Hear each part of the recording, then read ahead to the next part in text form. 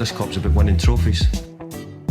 I'm inexperienced in a lot of those things. 3-0. Sorry for smiling there.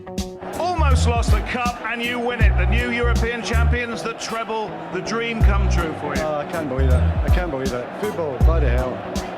But they never give in. And that's the winner.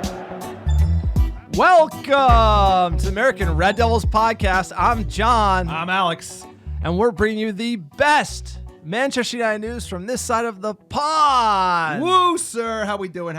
Manchester United 2, Luton Town 1, Kenilworth Road. What a stadium. What a stadium. I hope they stay up in the EPL just for that stadium alone. Ooh, United, tail two halves, sloppy football. Good result. Performance highly uneven. I thought United were pretty poor in the first half. Got fortunate on both our goals that occurred in the first 10 minutes. And then it was Luton who had the better chances, the better open opportunities in the first half. I thought we were better in the second half. More injuries. Shaw went down. Magoo went down. But United, they hold out 2-1. Could have been more controlled. Could have been a cleaner performance. Could have been wider margin instead of a 1-goal win. But 3 points, 4 wins on the trot. Performances have certainly left a lot to be desired, but in this game, it's about winning, and I'll take it because we've been begging all year, and beggars can't be choosers. How we doing? How we feeling?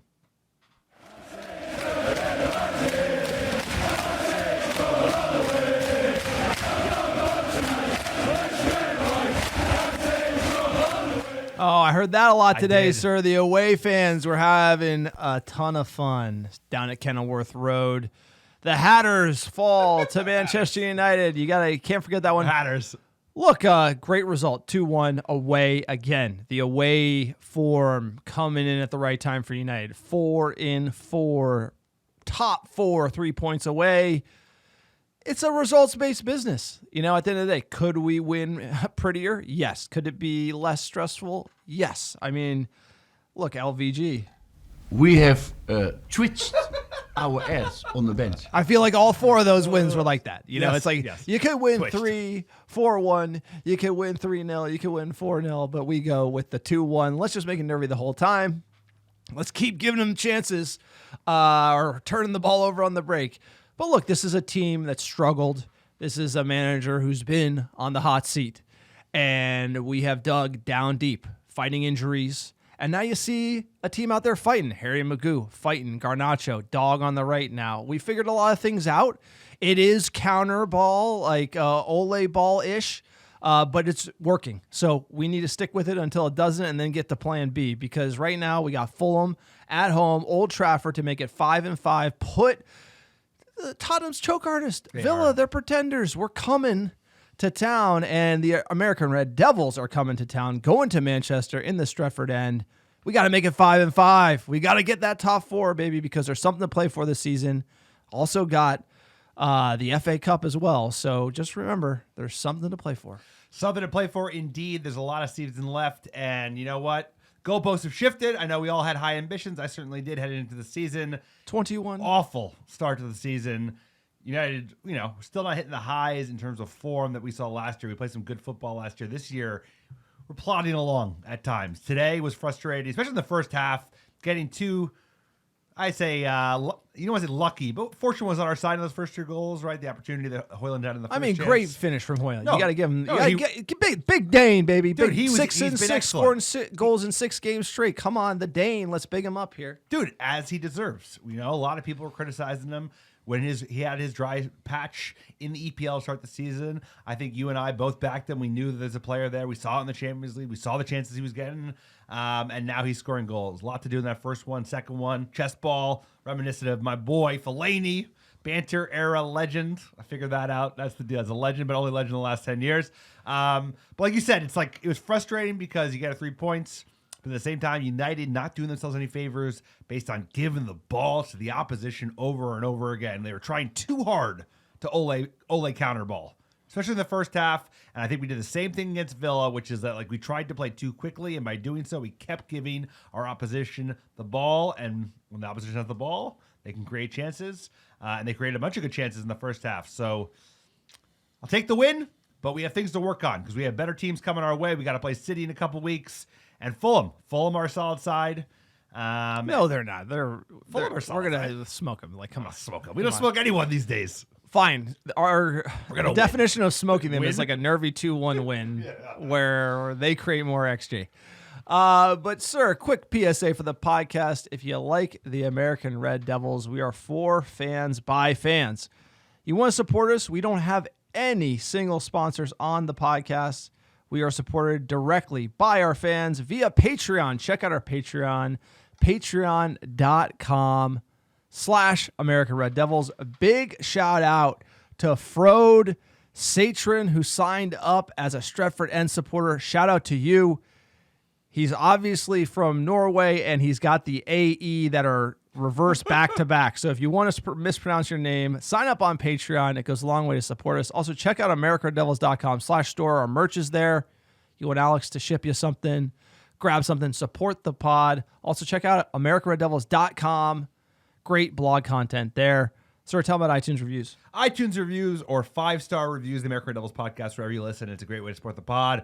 Helps us get found organically. We're still giving away free ARD merch. All you got to do is write a 5-star review on iTunes or Spotify. Send a screenshot of that review to AmericanRedDevils@gmail.com with your mailing address, and I'll personally pick, pack, and ship some free ARD gear. Send it right to your door anywhere in the world. We mean it when we say that. Here's a great one from unsatisfied customer number 32. Is that you, John? Loving this pod, new listener, but loving the frequency of the coverage following a match. It's fantastic to be able to have a review of the game. Keep up the great work, fellas. Appreciate you. Appreciate all the American Devils listening week in, week out. It's been a tough season, but hey, it's results-based business, like you said, John, and we're picking up some results.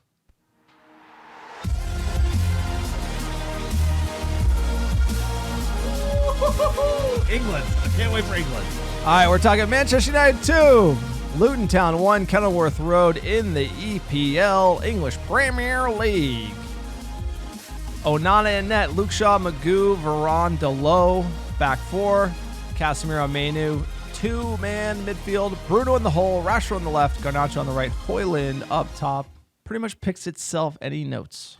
I mean, the only one that was a question mark was, does Shaw does he pass match fitness for this game? He did, but he got pulled in the first half. And he's gone. And he's back. And he's fine. He's fine. He's not Everything's fine. He's training, everything, and he's gone. That injury record. And he's gone. Like you said, sir, the difference between a good player and a great player is their injury record. And Luke Shaw, we know he's a great player, but if you're injured, and it just... He ain't going to yoga class like Ryan Giggs. I'll tell you that. That's true, bro. Right? Ryan Like Giggs, Luke dirty Shaw, dog, personality issues, but he did take care of himself. He did stay fit. Apparently got into Bikram yoga in his early 30s, and that was the difference between retiring at 32 and retiring at like 39 or wherever he did retire. Look at Wayne Rooney. Looking no farther than Wayne Rooney. An Englishman Ronaldo. likes a dark ale and a meat pie. Who You know, the Portuguese, like Ronaldo could play till they're 50. Different vibes. But let's get into this match. Let's break it down. Manchester United starts strong right off the bat. The Dane, he's hungry for goals. Razmataz. No doubt, Andy, that Elijah Adebayo will be a big miss. Here's Højlund down the other end. Manchester United's first attack produces a goal inside 40 seconds, and the run continues. 6 Premier League games in a row. Rasmus Højlund scores. And make sure that they nurse this one back to the goalkeeper. It's Amari Belt, and he just gets it all wrong. He just drops that right into the path of Rasmus Højlund, and he's on this streak. What a he's finish. in that sort of mode right What now. a finish. Yeah, for I the mean, you first- look him wrap the boot around the ball. Ain't no question. Look at the pace, determination, power, taking on the keeper. Woo! You thought maybe he went too wide with that touch, but he proved you wrong. What a goal from Rasmus Højlund. 6-6. He's off to the races. He had a slow start to the season in the EPL, but now he is up and running, and it's a confidence game, especially for strikers. The boy is feeling it. Like you say, he gets a little bit of fortune with the ball where it is, but he's still got a lot to do because we had 2 of those opportunities in the second half, and both of them went wishing. So well done on the Dane. Good goal. The boy's starting to smell it. Starting to smell goals. Love it. All right, 7th minute. Against Villa on Sunday. This is Garnacho, and it's in! Hoyland spins away towards the corner flag. 2 goals in just over 6 minutes. Manchester United have made a dream start at Kenilworth Road.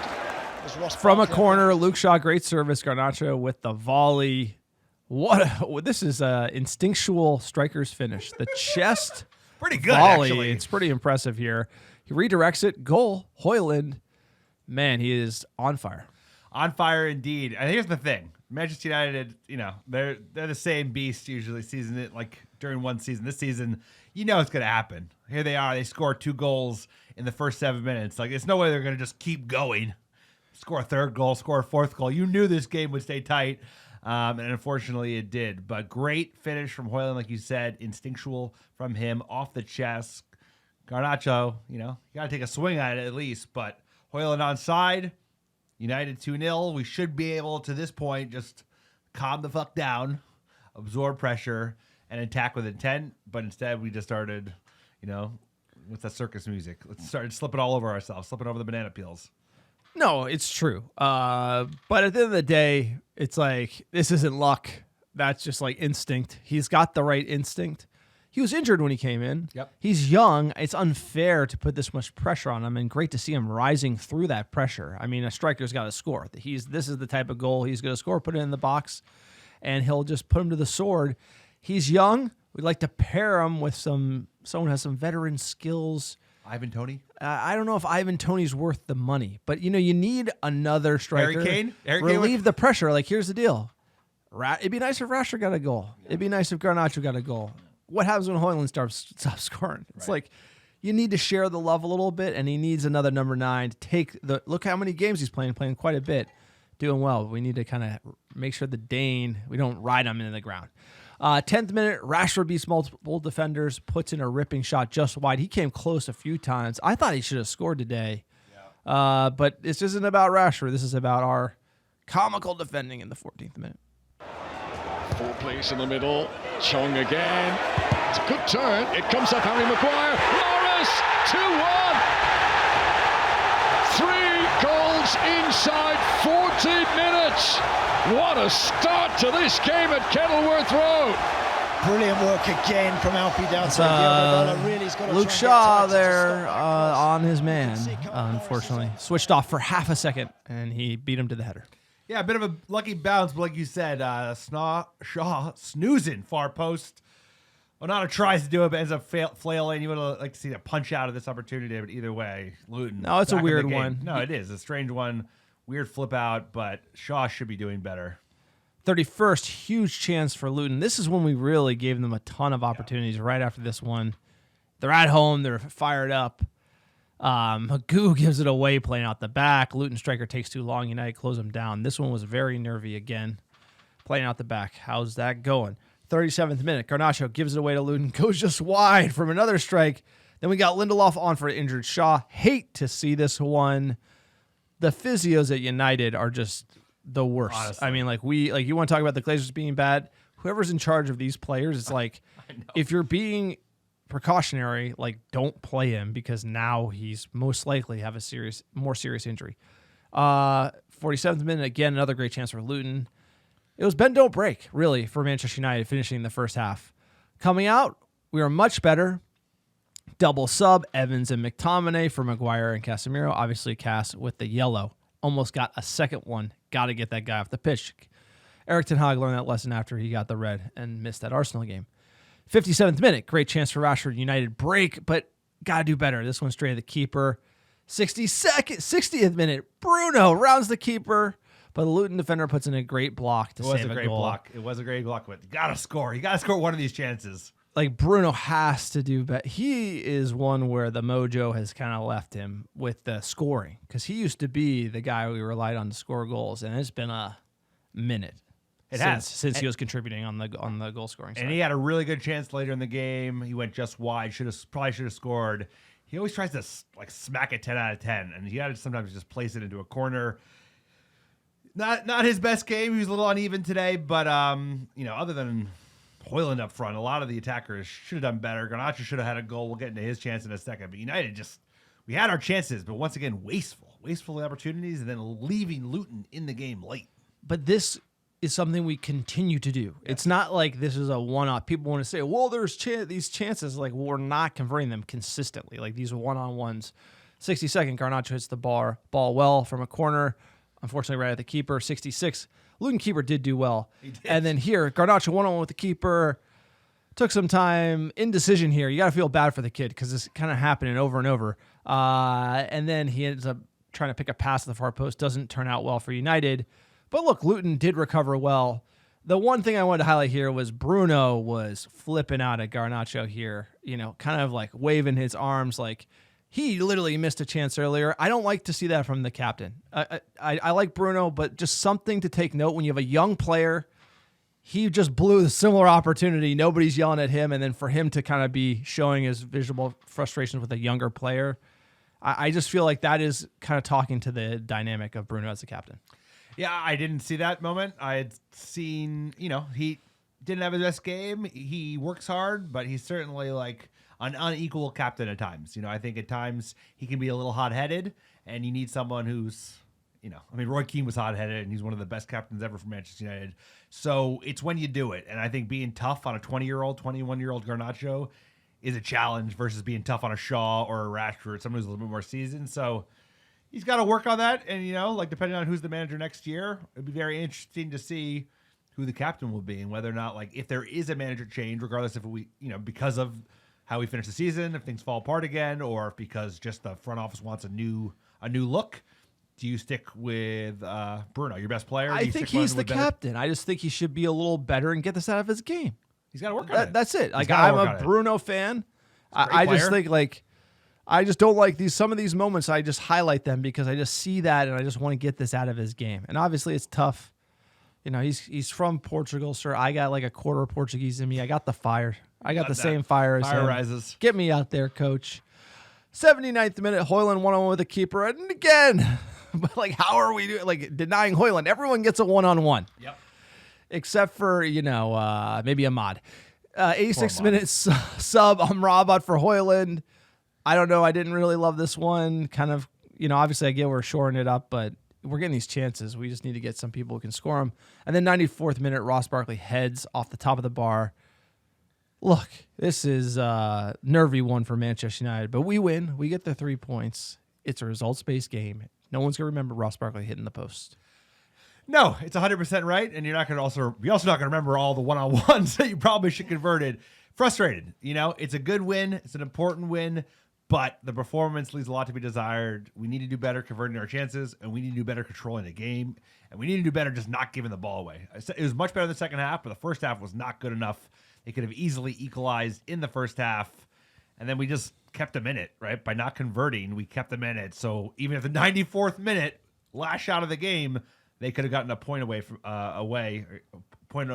United. So it's a lot of stuff still to work out with this squad.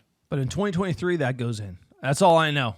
We're holding on right now, and it's about keeping the streak alive.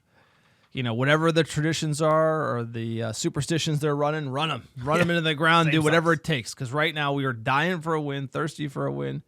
This leaves us in 6th place, 3 points behind Tottenham.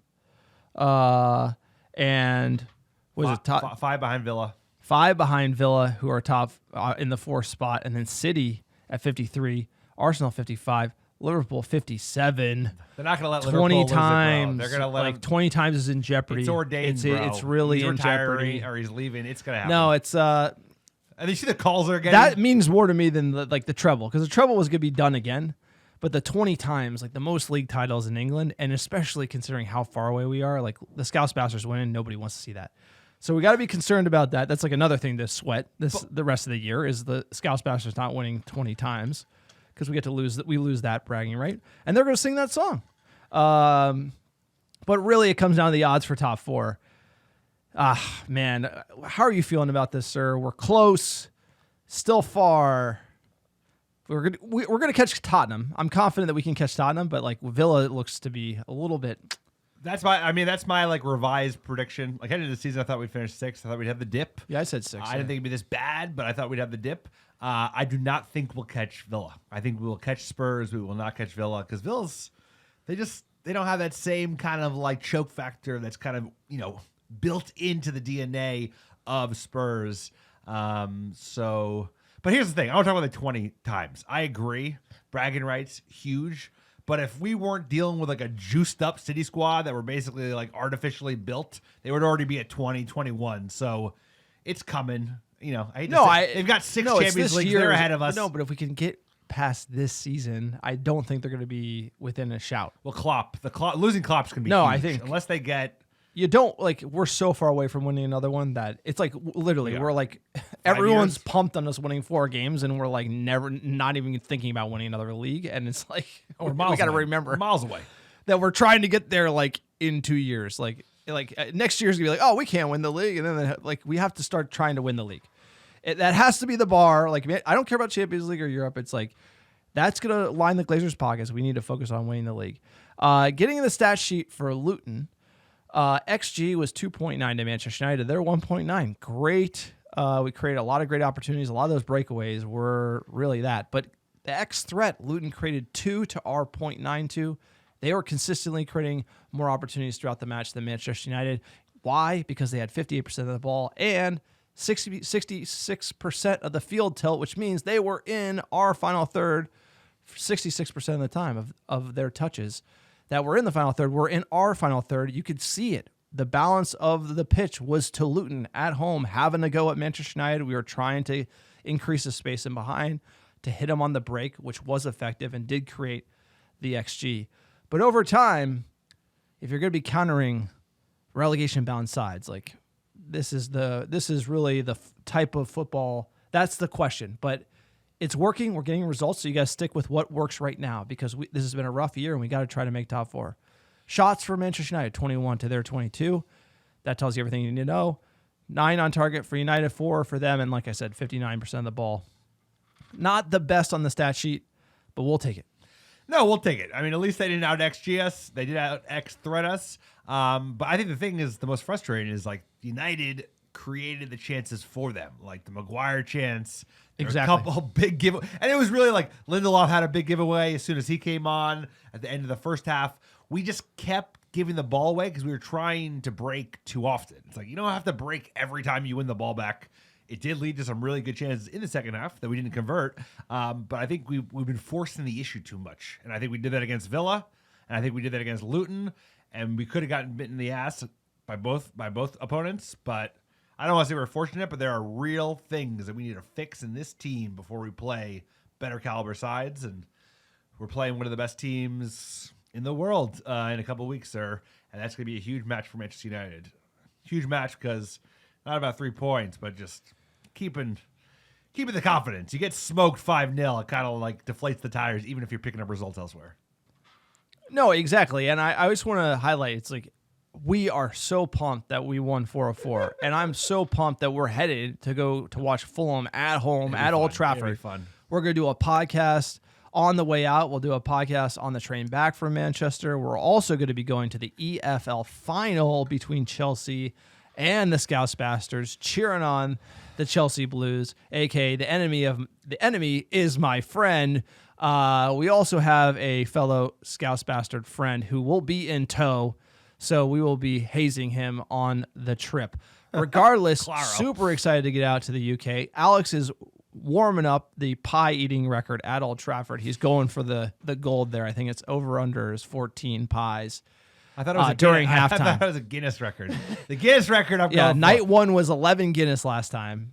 I don't know if you're breaking that one. I don't know. I think it was like 11 off tap Guinness, like so to the good. dome. Like no joke. Feet were swollen the next day. I would make one advisement.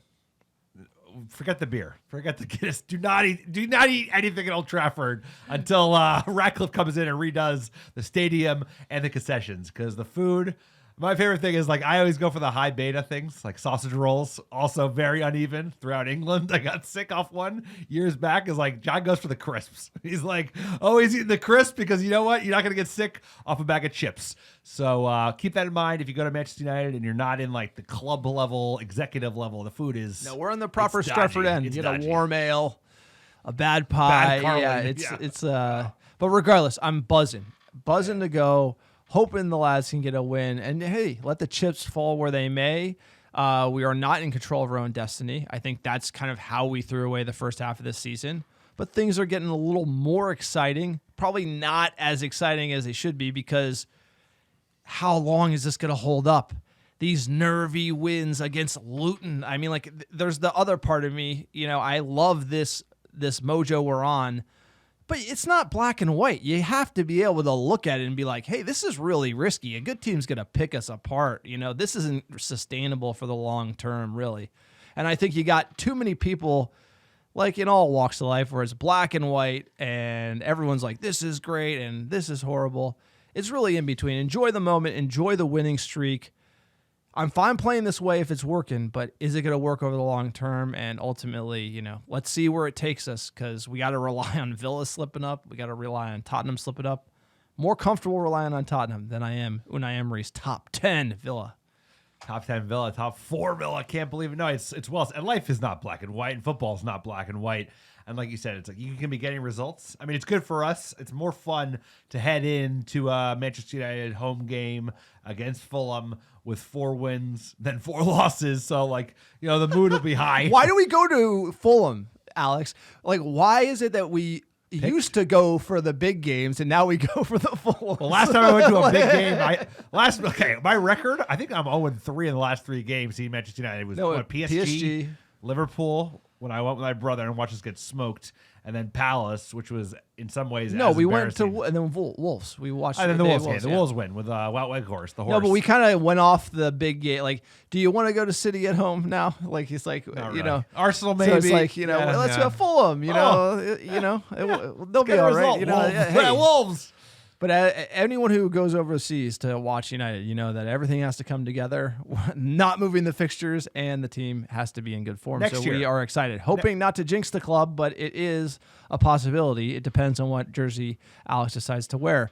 Jumping into the reaction, Kobe Mainoo completed 6 dribbles against Luton, the most by a Man United player in the Premier League since Paul Pogba, April 2022. His total of 6 was more than all of his teammates combined in today's game. That tells you how the midfield ran today, and that's kind of what concerns me over the long term. Only Man City and Arsenal have won more Premier League away games than Manchester United this season. That is something we turned around. I honestly could not believe this stat. They've won 8, we've won 7. With the Red Devils winning all 3 they've played on the road in 2024, we are in form, and Højlund has scored Manchester United's earliest ever Premier League away goal, 37 seconds, and has given them a faster 2-0 lead in an away Premier League game. Their fastest ever 2-0 lead. And I wish we could have just put them to the sword and taken it away. I know. But, sir, what do we know? Let's check in with the main man, the manager. What do you have to say? New what turtleneck. Is he wearing? New turtleneck. That's an interesting one. We're not blue. Please you that 2 of the youngest players in the pitch, probably mainly Rasmus Højlund, all the ones who really stood out today. Yes, of course. We are pleased with that performance from both of them. They performed very well. 2 goals.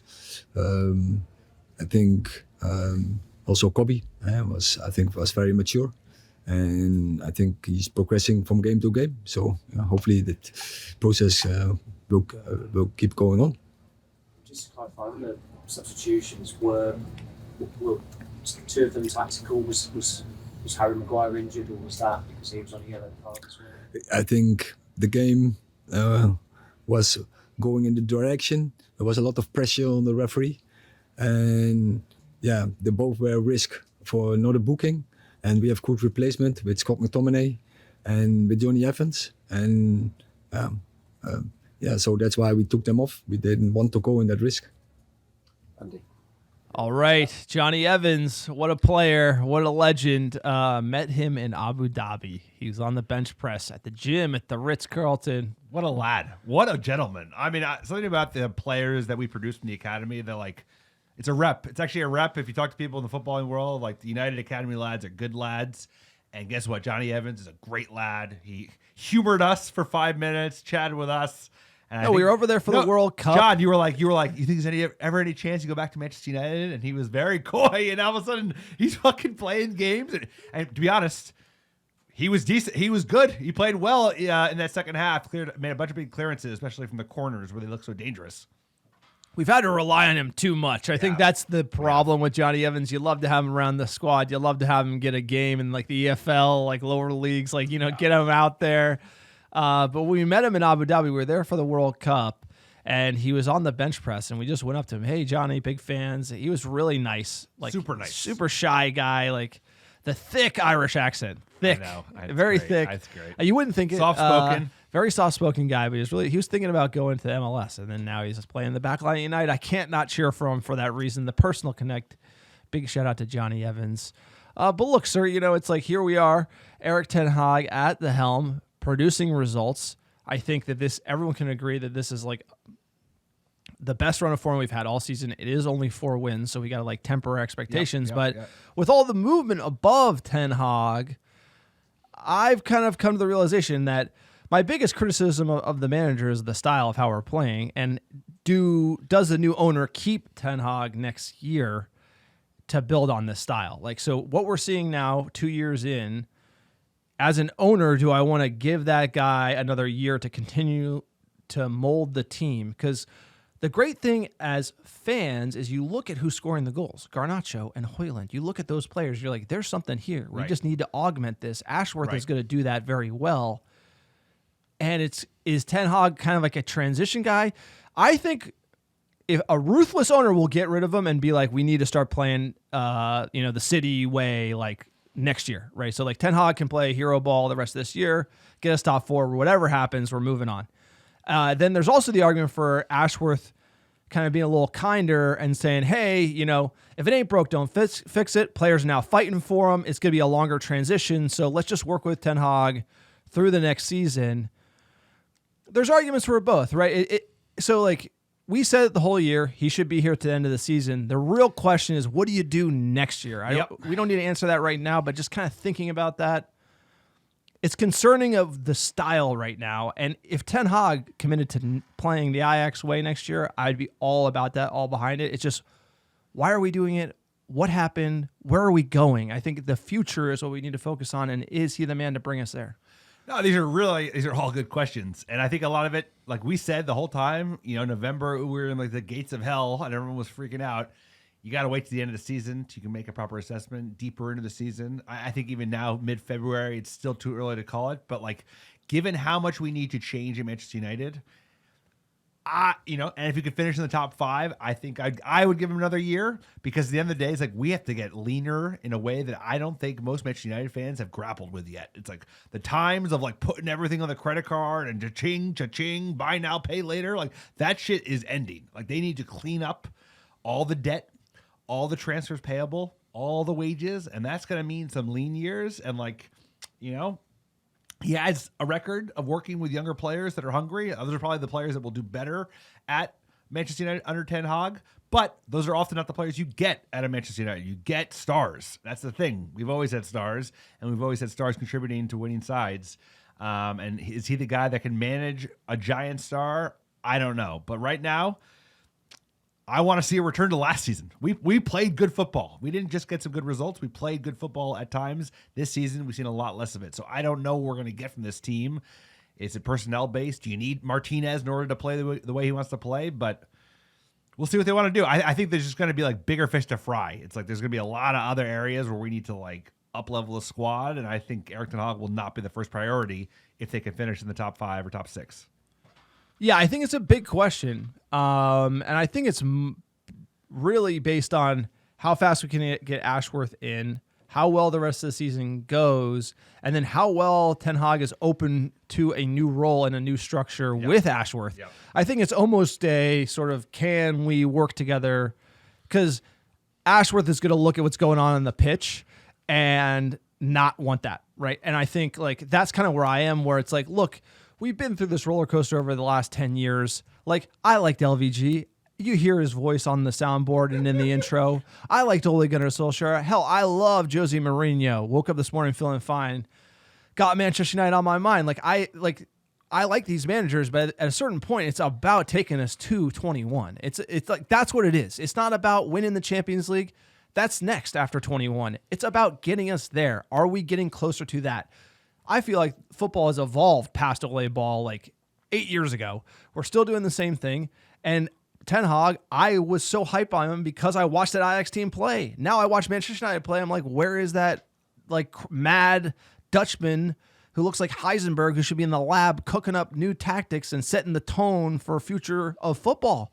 That's the guy I wanted. I didn't want nervous turtlenecks like playing Ole ball. And that's kind of where we are. It's a fair criticism too. You have to be able to criticize the manager of Manchester United. I mean, like, look at the role. He's on the top money. It's the biggest club in the world. And it's like, we're talking about practice. We're talking about 6th. We're talking about 5th. We're talking about Champions League. We need to be talking about 21. And are we going to be closer with the way we're playing? The answer is no. Is he going to change? The Dutch are stubborn. I don't know. We shall see. I mean, that's my number one criticism of Erik ten Hag. It's like, I know people have a lot of problems with a lot of different things he does, but number one thing, and I think it will, if he doesn't fix this, it will be his downfall at United, is he's too fucking stubborn. He's too fucking stubborn, and the fact that he had to play Wout Weghorst for 19 straight games last year, I think that detracted from our play, and when we started to move away from that, we were able to finish in the top 4, and I think he just needs to be a little bit more flexible with personnel, with how he likes to line up, and we'll see. I mean, he's fighting for his job. It's like it's a performance-based business, so we'll know by the summer who they want. And like you said, there's a lot of big teams that are going to be in for managers this year. You got Liverpool. Barcelona just lost their manager. Bayern are going to fire Tuchel. They are. It's like, especially if they lose this. I mean, they always win the Bundesliga. If they lose the Bundesliga, let alone not win the Champions League, he's gone.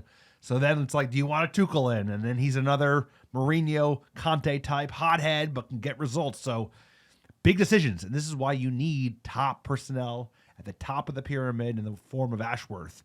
And that's where all the news is coming from these days, sir, is about Ashworth and the team he wants to build around Manchester United's front office. Yeah, and just a last point on this about the manager. Look, you got to be able to call it like it is, right? We're an elite institution. We should have elite goals. Obviously, this year, everyone knows we're far from it, but great to see this run, and let's hope we can kick on to get Europe, because come on. The 5th place could get Champions League. It's all based on the coefficient. Is that it? Yeah, like how the English teams do in Europe. I don't have that update. I'm not running the Europa League coefficients live through the season. So there is a chance 5th gets it. So we have to be playing for that, right? So when I say, hey, it's top 4, or it's actually like 3 points to Tottenham, that is the new top 4, top 5, Champions League, whatever, maybe, who knows? Because the new format's coming in, so there's going to be a lot of changes. But regardless, right. We have to play like top 5 is it, and then go for 4th. So it's like, let's get 5th, then on to 4th.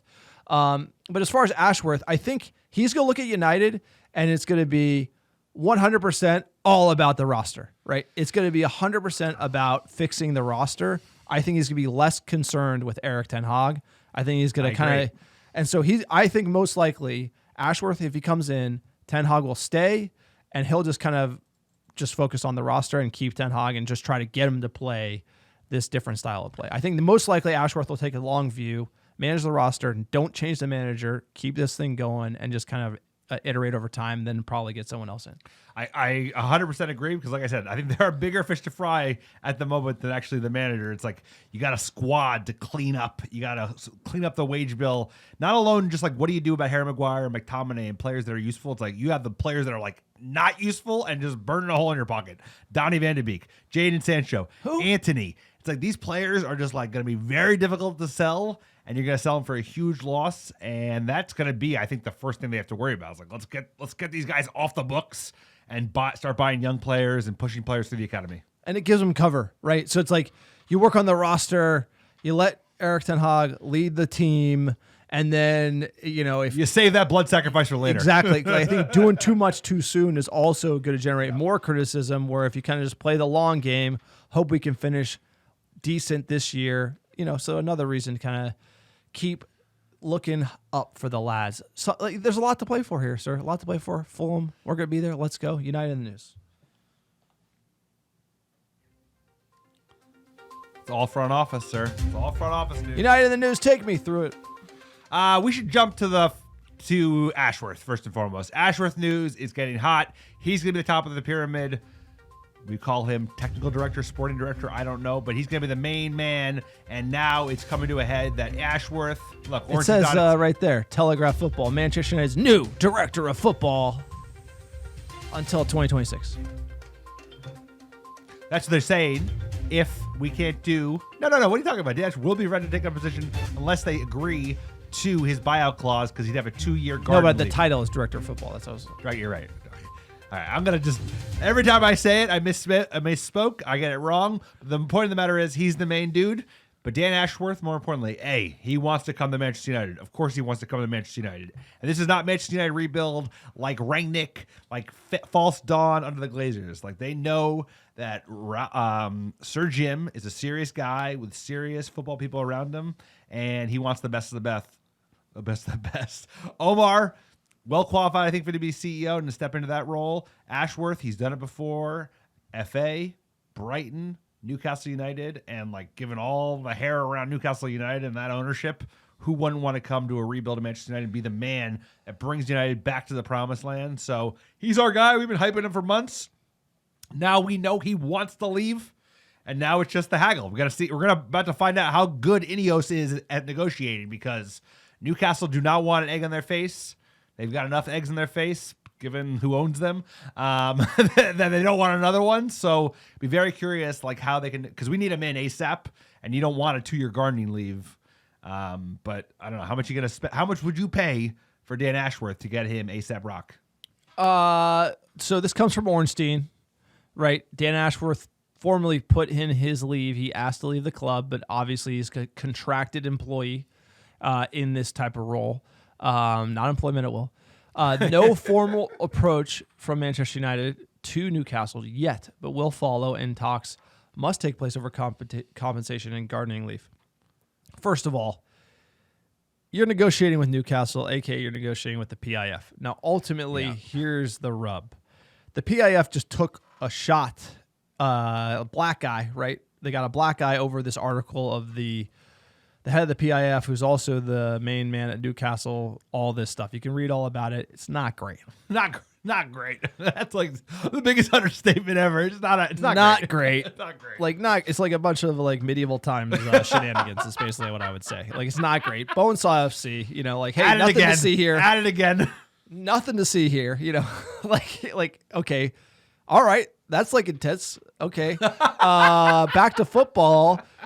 Okay, Ashworth wants out of that, which makes sense. It's like you're dealing with a guy who's have alleged to have kidnapped people. It's just a little much. So Ashworth is like, okay, I don't want to hang around here. I just want to go to Manchester United. So that'd be great.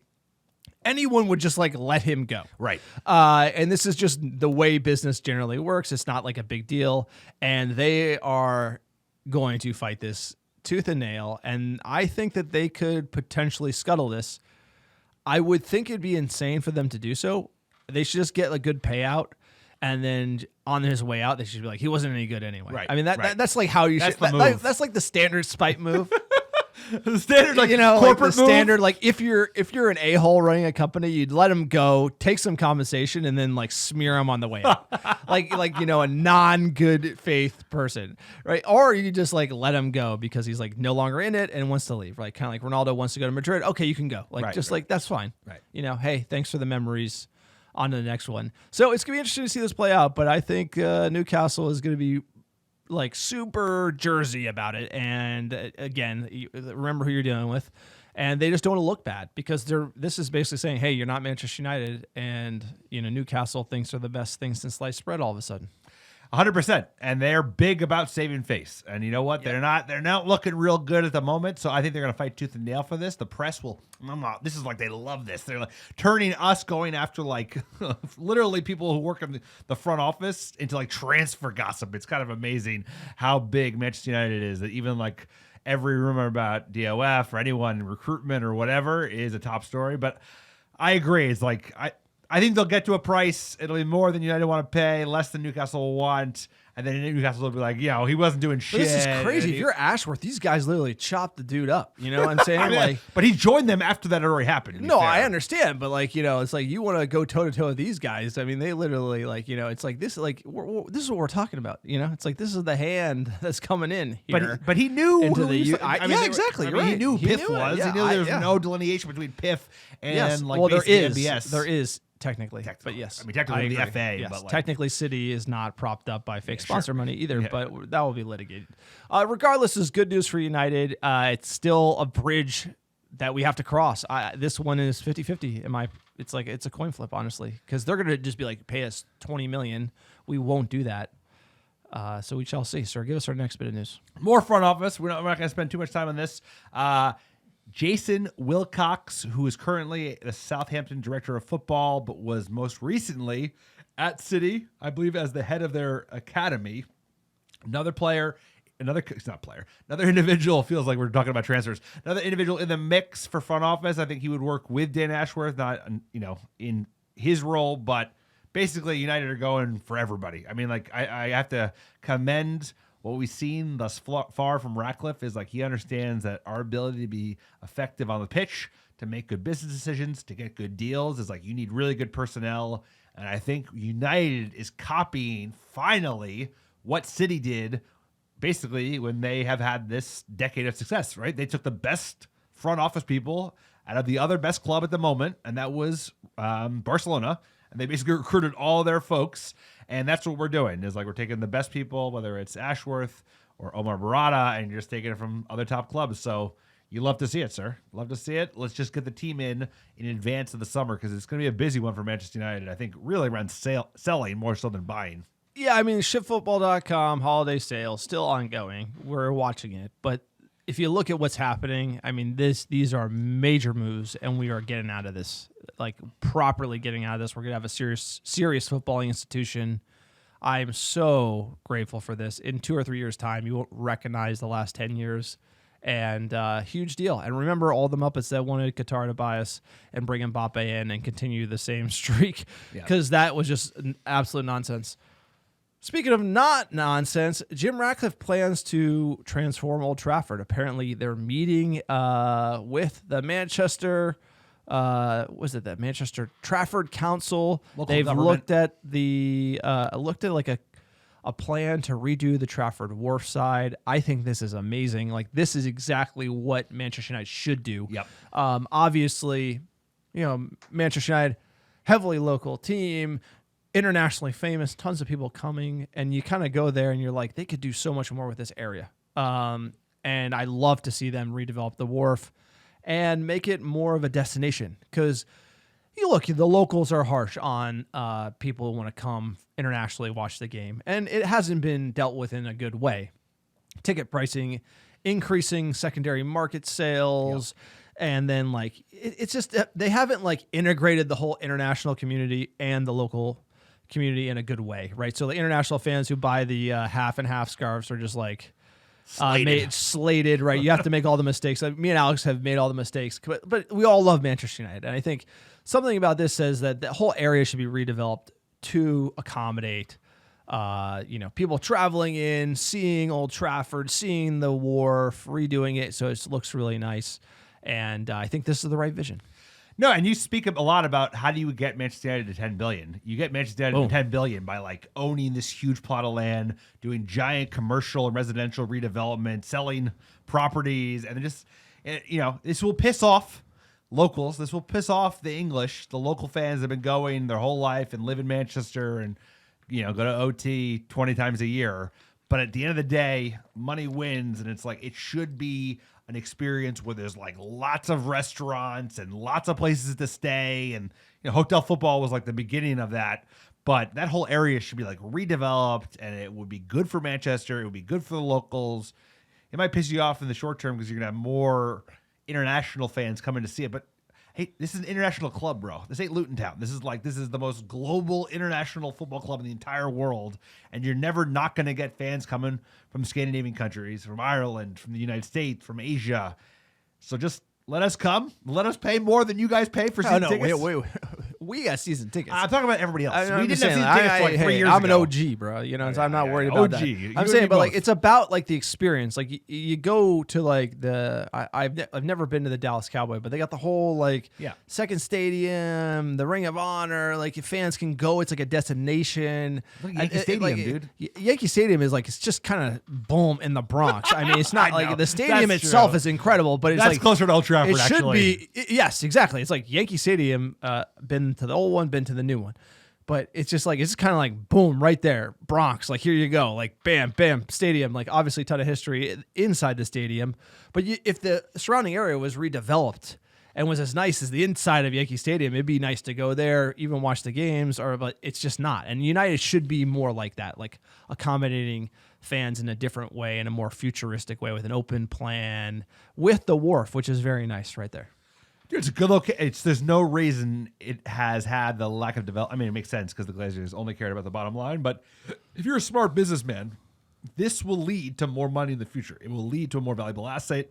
They'll own more real estate, which will have even greater value after they redevelop it. And it's like a thing. Like, you would love for there to be a second part of Manchester where people are hanging out on the water near, a historically significant stadium. If they rebuild it to 100,000, like the Wembley of the North, like, they're getting it right. They're thinking about it the right way. That would be more valuable than just doing one new stadium and leaving it at that. All right, jumping into the fan questions at Titans United. Hoyland is the real deal. Kid is growing up right before our eyes and now has a goal in 6 straight games. The dam couldn't contain him any longer. Should have had a hat trick easily. Very close. I mean, I think he would have if United didn't play so kind of shoppy after his second goal in the 10th minute. But he is the real deal. The boy's a player. We put too much pressure on him, like we said earlier in the season, to be like the sole striker for Manchester United, especially coming from a different league, coming off a big injury. But the boy has the temperament. He's got the pace. He's got the two-footed. He looks a dog. I'm a big fan. And this will be the team that this manager or the next manager builds around. It's going to be him, Garnacho. It's going to be Kobe, who was awesome today again, by the way. He was he was slicing through fools. I couldn't believe how many times he put the ball through other players' legs, but he's the future. And you don't buy Hoyland to play counter, for the record. Like, he's going to be amazing playing in a team that can, overlapping wingers, getting crosses in, headers, finishing inside the 18-yard box. Like, that's where he lives. That's where he would thrive. And I feel like the fact he is being able to score all these goals when we're playing on the break is huge, and huge for his confidence, most importantly. At the _Zazabo. Sirs, I don't smoke, but I feel like I needed a cig after that one. Counter build-up looks great, but need to get the ball in the net. 3 more points to catch Spurs, who are off next week. Let's take them from Fulham. Totally agree. We'll be there. Losing our voices, cheering on the lads. Question is, how many Guinness is Alex going to have before the match? At Fairway Freddy, over under 4.5. At Fairway Freddy, winning means that the performance matters less, but the luck is with us for now. Creating chances but not controlling the game is exhausting and nerve-shredding. Top 4 is within sight. Should we be extra angry with the Glazers, looking at the ease with which Ineos are making moves? You could be, but it's not going to do much. Life is too short to just get angry. It's like we can't change the past. It really just makes the Glazers look like numpties more than anything. They hired the wrong guy.